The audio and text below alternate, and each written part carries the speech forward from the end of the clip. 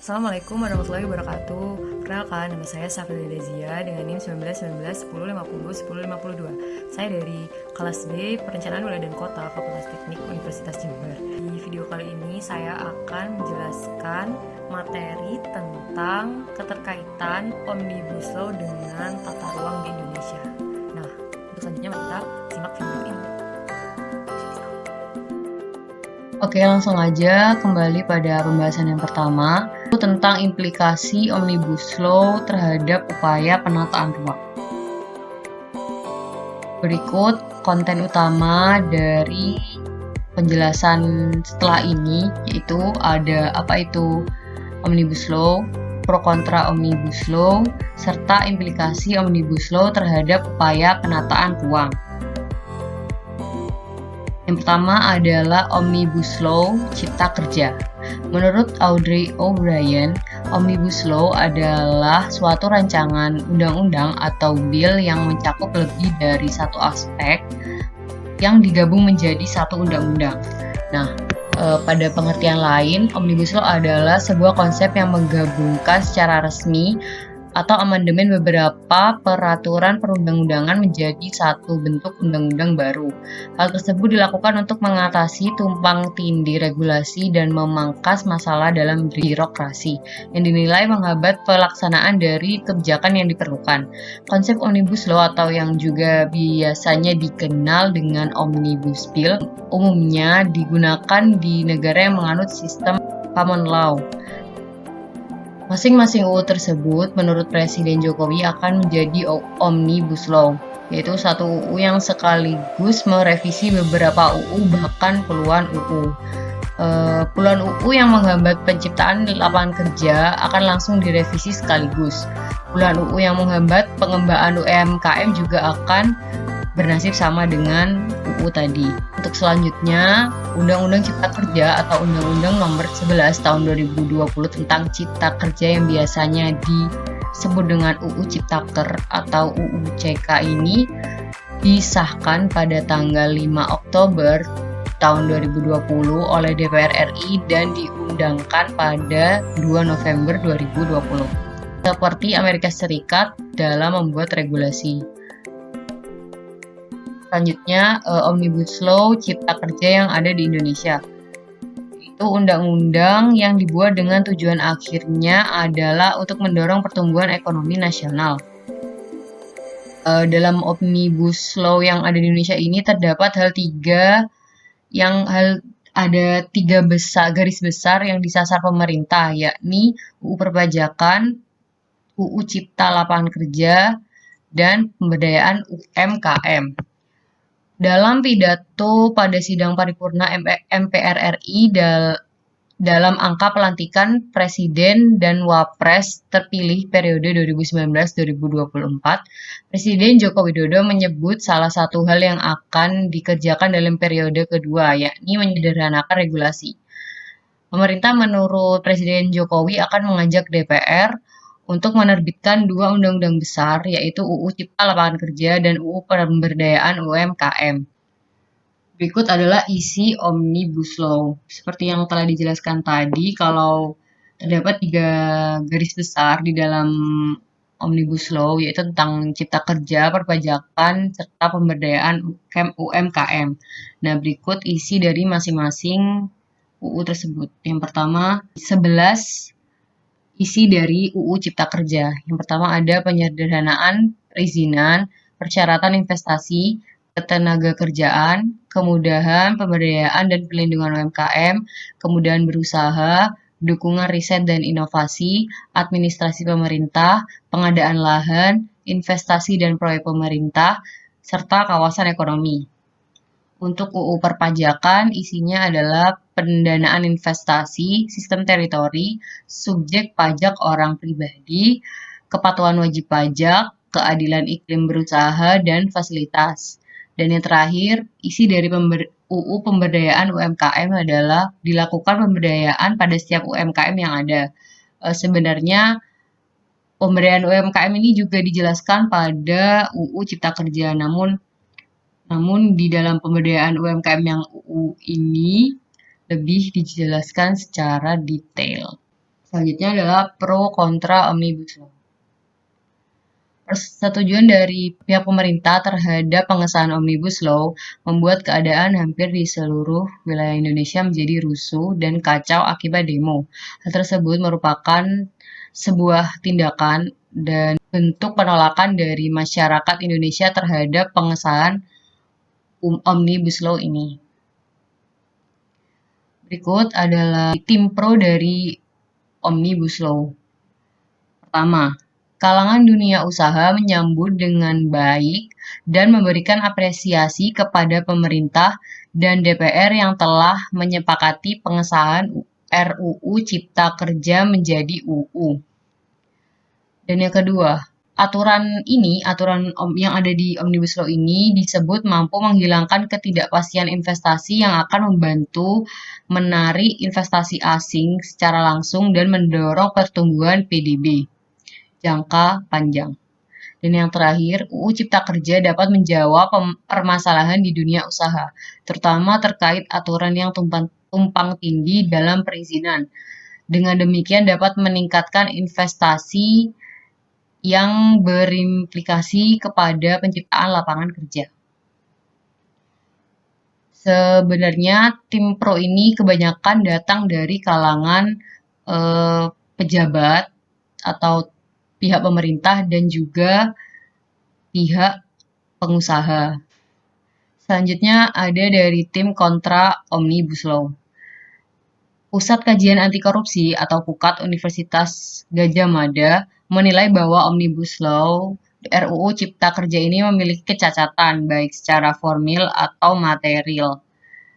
Ketua PUKAT UGM O.C. Madril menyebut bahwa proses pembentukan RUU Cipta Kerja ini berlangsung sangat cepat, tertutup, dan minim partisipasi publik.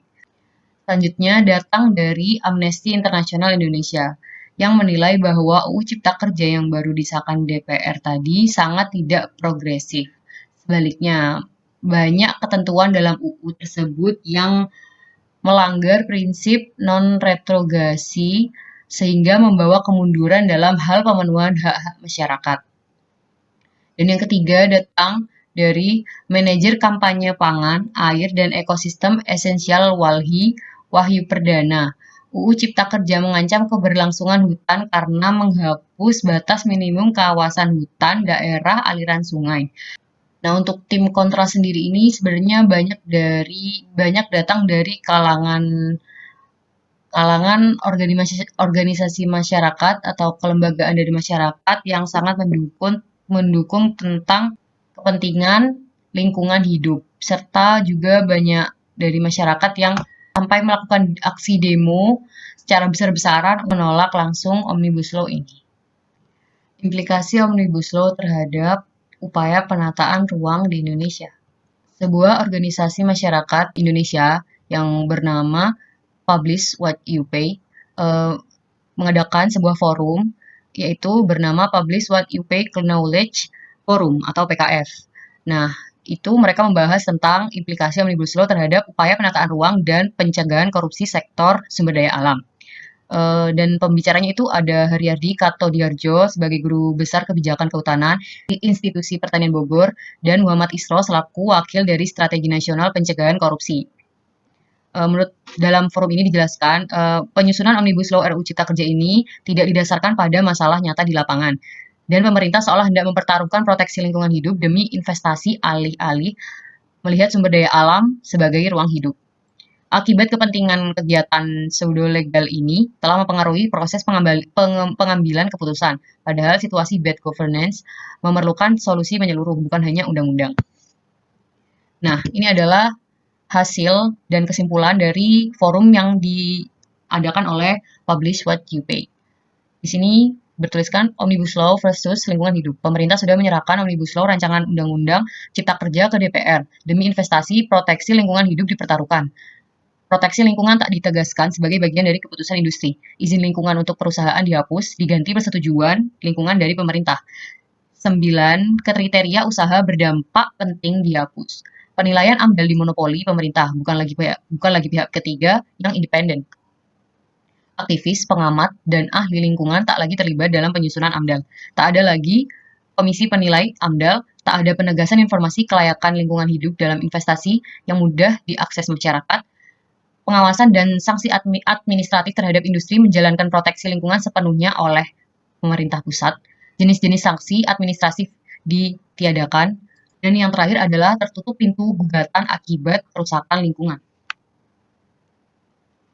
UU Ciptaker versus UU nomor 26 tahun 2007 tentang penataan ruang. Pasal 10 dan 11 tentang penataan ruang Omnibus Law. Isinya pemerintah pusat memiliki wewenang penuh atas penyelenggaraan penataan ruang. Pasal tersebut digantikan oleh UU nomor 26 tahun 2007 yang isinya adalah pemerintah daerah memiliki wewenang penuh atas penyelenggaraan penataan ruang. Secara rinci, wewenang Pemda yang dihapus antara lain pengaturan, pembinaan, dan pengawasan terhadap pelaksanaan penataan ruang di wilayah provinsi dan kabupaten atau kota. Selain itu, pemerintah juga menghapus wewenang Pemda untuk melaksanakan penataan ruang dan kawasan strategis baik di tingkat provinsi maupun kabupaten atau kota. Pemda juga tidak dapat melaksanakan kerjasama penataan ruang antar wilayah. Khusus di lingkup provinsi, dalam draft RUU tersebut, pemerintah provinsi tidak dapat memfasilitasi kerja sama penataan ruang antar kabupaten atau kota, serta penyusunan petunjuk di bidang penataan ruang antar kabupaten atau kota. Oleh karenanya, pemerintah juga menghapus ketentuan rencana tata ruang, penetapan, dan penataan untuk kawasan strategis kabupaten atau kota.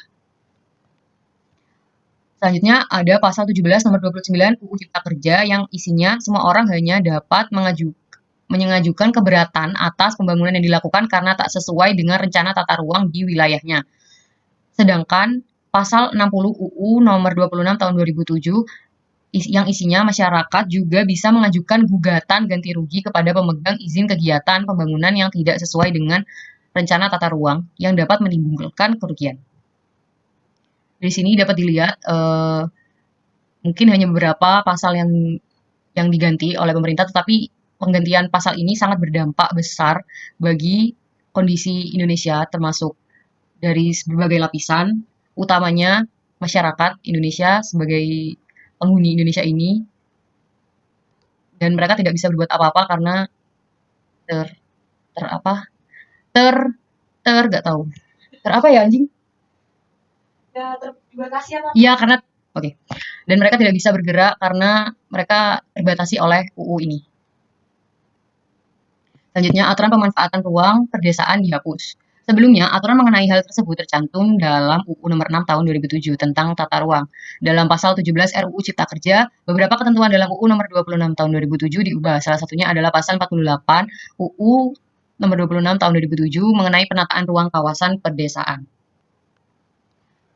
Dalam UU tadi, di ayat keempat disebutkan jika kawasan pedesaan dapat berbentuk kawasan agropolitan yang merupakan konsep kota dengan basis ekonomi pertanian. Namun pada RUU Cipta Kerja, ketentuan mengenai penataan desa dengan konsep agropolitan itu dihapus. Kemudian dalam RUU Cipta Kerja yang baru itu juga menghilangkan 6 pasal mengenai pemanfaatan ruang kawasan pedesaan, yakni pasal 49 sampai dengan pasal 54. Dalam UU tentang penataan ruang dijelaskan bahwa pasal 49 sampai pasal 51 mengatur soal rencana tata ruang kawasan pedesaan yang merupakan bagian wilayah dari kabupaten adalah bagian rencana tata ruang wilayah kabupaten. Tapi itu dihapus. Selanjutnya adalah pertanian. Persoalan mengenai perlindungan lahan pertanian. Penghapusan pasal 44 ayat 3 Undang-Undang Nomor 41 Tahun 2009 tentang perlindungan lahan pertanian pangan berkelanjutan diganti dengan pasal 122 angka 1 RUU Cipta Kerja. Perubahan tersebut dapat mempercepat alih fungsi pertanian dan mengancam keberadaan kelompok petani. Demi investasi non-pertanian, RUU Cipta Kerja bermaksud melakukan perubahan terhadap UU Nomor 41 Tahun 2009, perlindungan lahan pertanian pangan berkelanjutan. Persoalan lain yang muncul yakni menyusutnya lahan pertanian. Akibat tadi, rumah tangga petani bakal hilang akibat konversi tanah dalam 10 tahun ke depan. Perubahan pasal 8 dan 10 UU nomor 12 tahun 2012. Ditambah 4 kategori baru yang diantaranya kawasan industri, minyak dan gas, kawasan ekonomi khusus, kawasan industri, kawasan pariwisata, dan kawasan lain yang diprakarsai atau dikuasai oleh pemerintah pusat, pemerintah daerah, BUMN, dan BUMD. Ketentuan tersebut dapat mempermudah proses alih fungsi lahan pertanian dan berpotensi merugikan kelompok petani. Proses alih fungsi lahan yang sangat dipermudah lewat RUU Cipta Kerja, pemerintah memperluas definisi kepentingan umum dengan menambah kepentingan investor pertambangan, pariwisata, industri, dan kawasan ekonomi khusus ke dalam kategori kepentingan umum. Jumlah pemilik tanah dan petani penggarap lama-kelamaan akan semakin berkurang akibat kehilangan alat produksinya yang utama, yaitu tanah, dan mata pencaharian sebagai petani juga akan tergerus. Selanjutnya ada pengubahan UU Nomor 5 Tahun 1960 menjadi Pasal 27 Ayat 3 yang isinya hak pengelolaan diberikan selama 90 tahun. Hak pengelolaan ini dapat berupa hak guna usaha, hak guna bangunan, dan hak pakai. Sedangkan dalam UU Nomor 5 Tahun 1960 tentang Peraturan Dasar Pokok Agraria telah mengatur bahwa jangka waktu hak guna usaha diberikan selama 25 atau 35 tahun kepada pemohon yang memenuhi persyaratan. Ketentuan ini merupakan bentuk penyimpangan hak menguasai dari negara atau HMN dan berpotensi penyalahgunaan kekuasaan. Jika ketentuan soal hak pengelolaan atas tanah terus ini disahkan, dikhawatirkan bakal terjadi ketimpangan penguasaan tanah yang semakin besar. Berikutnya ada IAP kritisi RUU Omnibus Law. Ikatan Ahli Perencanaan Indonesia atau yang disingkat IAP Provinsi Jawa Tengah terus melakukan kajian kritis terkait efektivitas kewenangan pemerintah daerah oleh pemerintah pusat dalam rancangan Undang-Undang RUU Omnibus Law penyelenggaraan tata ruang. Konsultan tata ruang Ikatan Ahli Perencanaan atau IAP Indonesia Provinsi Jawa Tengah, Haryanto Joko Sasonto menilai rancangan undang-undang Omnibus Law yang dicanangkan pemerintah tersebut sebenarnya memiliki tujuan yang baik. Namun, RUU tersebut masih memiliki berbagai celah yang menimbulkan masalah dalam konteks tata ruang.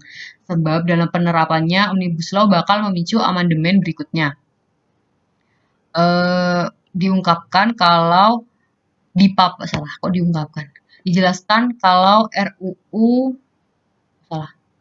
Dijelaskan kalau dampak masalah yang signifikan dari RUU Omnibus Law konteks tata ruang sendiri berpotensi masalah terkait dampak lingkungan yang bakal mengatur banyak hal. Terdapat banyak perubahan UU, bahkan sebagian pencabutan UU. Melalui perubahan sistem Omnibus Law tersebut, nantinya diharapkan bisa mendorong pertumbuhan investasi di Indonesia. Tapi sebetulnya, pengaruh berkembangnya investasi tidak hanya persoalan kecepatan waktu pengurusan perizinan, tetapi juga dukungan seperti infrastruktur juga bisa. Dampaknya ketika Omnibus Law diterapkan, yang paling berpotensi menjadi masalah adalah dampak lingkungan. Tata ruang sekarang jika mengacu pada Omnibus Law, bahwa rencana tata ruang lingkungan hidup harus didasarkan pada daya dukung dan daya tampung lingkungan. Tanpa itu, rencana tata ruang tidak sesuai dengan UU Tata Ruang. Ketika itu dilegalkan, maka sangat akan mudah dipatahkan karena tidak ada analisis daya dukung dan daya tampung di dalam UU Omnibus Law.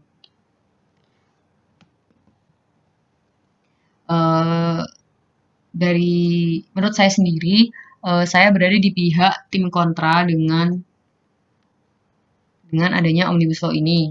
Menurut saya sendiri, saya yang merupakan masyarakat yang ada di lingkungan pertanian mungkin kurang setuju dengan adanya Omnibus Law ini, dengan banyaknya perubahan pasal-pasal dan pencabutan tadi, karena sangat berdampak pada masyarakat yang mungkin masyarakat kecil. Nah, gimana teman-teman? Udah pada paham kan keterkaitan antara Omnibus Law dengan upaya penataan ruang di Indonesia? Gimana nih menurut kalian? Kalian termasuk tim yang mana? Pro atau kontra dengan pembahasan kali ini? Sebelumnya, terima kasih sudah menonton video ini. Semoga bermanfaat bagi kalian semua yang menonton. Mohon maaf bila ada salah kata. Assalamualaikum warahmatullahi wabarakatuh. See you next time.